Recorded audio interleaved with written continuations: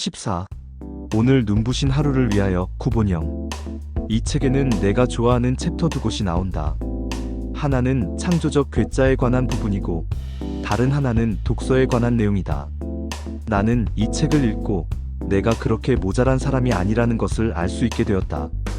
왜냐하면 나는 어느 정도 창조적 괴짜에 속하는 편이라고 생각했고, 또 다른 이유는 나 또한 우연히도 책을 좋아하게 되었고 책을 좋아하는 축에 속하는 사람이기 때문이다. 가장 먼저 나오는 내용은 자신의 이중성을 칭찬하라는 것이다. 보통 사람들은 자신을 내향성이든 외향성이든 어느 한쪽으로 치우친 존재라고 생각한다. 그런데 저자의 말로는 그럴 필요가 없다는 것이다. 왜냐하면 우리는 어느 하나의 존재가 아니기 때문이다. 그리고 사람을 대할 때도 공적으로는 냉정하게 대할 수 있지만 사적으로는 친밀한 우정을 나눌 수 있다. 또한 우리는 남성적이고 독단적이고 충동적일 수 있지만 다른 한편으로는 여성적이고 수평적이고 공감적일 수도 있다. 그러니까 저자가 말하는 것은 자신을 어느 한쪽으로 몰아넣고 자신의 가능성을 줄일 필요가 없다는 것이다. 다음으로 나오는 것이 창조적 괴짜에 관한 내용이다. 우리는 산업화를 거쳐오며 평준화와 탈계성화를 지나치게 추구했다. 그래서 모두 비슷한 사람이 되었다. 어디 한번 주위를 둘러보라. 한국 사람들의 90%, 아니 99%가 똑같은 옷을 입고 다닐지도 모른다. 이 점은 이 책이 나온 지 10년도 더 흘렀기에 한국의 변화가 있겠지만 당시에는 정말 한국은 그런 나라였다. 그리고 옷만이 아니라 사람들의 모습을 대변하는 정신적 입장은 아마 그럴 것이다.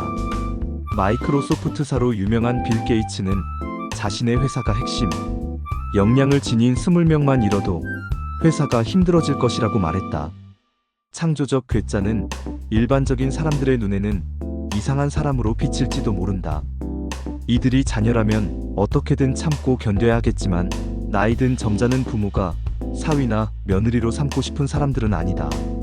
왜냐하면 전통적이고 보수적인 사람들의 눈에는 이들이 언제 터질지 모르는 사고뭉치로 보이기 때문이다. 이들은 길들여지지 않은 호기심으로 가득 차 있고 사회가 원하는 대로 생각하고 행동하지 않는, 즉 사회화가 덜 되어 있는 사람들이다. 회사에서 특별한 것을 만들어낼 수 있는 사람들은 바로 이런 괴짜들이다. 이제 회사는 자신의 조직에 이런 괴짜가 얼마나 있는지 괴짜 지수를 물어야 한다. 왜냐하면 이제 모든 것이 비슷해진 시대에 소비자의 선택을 받으려면 특별해야 하기 때문이다. 그리고 이런 괴짜들은 명령과 지시를 좋아하지 않는다. 따라서 이제 기업은 명령하지 않는 상황에서 경영하는 법을 배워야 한다. 함께 춤추는 여인에게서 배워라. 가 다음 챕터다. 그렇다. 미래학자들이 예언한 대로 21세기는 여성의 시대가 되었다. 여성들이 소비자의 대표자가 되었기 때문이기도 하고 여성들의 공감하고 나누고 껴안고 키스하는 특성이 중요한 시대가 되었기 때문이다. 또한 여성들은 정신적으로 유연하다. 저자는 여자의 마음은 수수께끼라고 한다. 그래서 그것을 훤히 안다고 생각하는 것은 위험한 만용이라 했다. 남성은 논리적이고 추상적인 사고를 하는 데 비해 여성들은 훨씬 자유로운 사고를 한다. 여성들은 더 많은 예외와 개인적인 경험을 바탕으로 생각한다. 그래서 여자들은 종종 핵심에서 벗어나 있는 듯 보이지만 사실은 핵심에 이르는 다양한 길을 모색하고 있는 것이라고 저자는 이야기했다. 웃어라. 그리고 또 웃어라. 이것이 다음 내용이다. 저자의 말로는 훌륭한 일꾼은 웃음이 많은 사람이라 했다.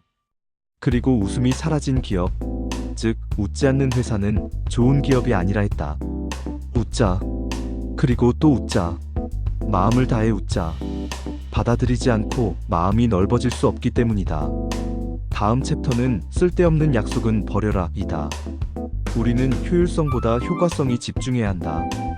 그러려면 시간을 몰아서 쓸 수 있어야 한다. 그리고 자신이 중요한 일이라고 동의한 일에 시간을 많이 쓸 수 있으면 현명하다. 시간을 자기 편으로 만들 수 있는 방법은 쓸데없는 약속, 즉 쓰레기를 버리는 것이다. 24권의 책을 읽어라. 가 다음으로 나오는 내용으로 내가 좋아하는 챕터이기도 하다. 사람에게서 묵향이 나면 좋다. 묵향은 선비의 향기다. 그러므로 선비는 책을 읽는 사람이다. 이와 같이 저자가 정리한 이야기를 나는 좋아한다. 오늘도 느낀 내용이지만 책은 어떤 것을 읽어야 한다는 기준은 없다. 다만 자신의 마음을 건드리는 책을 읽으면 좋다. 내 언어로 말하면 그냥 그 순간에 땡기는 책을 읽으면 된다. 저자의 말로는 못 읽어도 2주에 책 한 권은 읽어야 그런 사람과는 대화를 나누며 얻을 게 있는 사람이라는 것이다.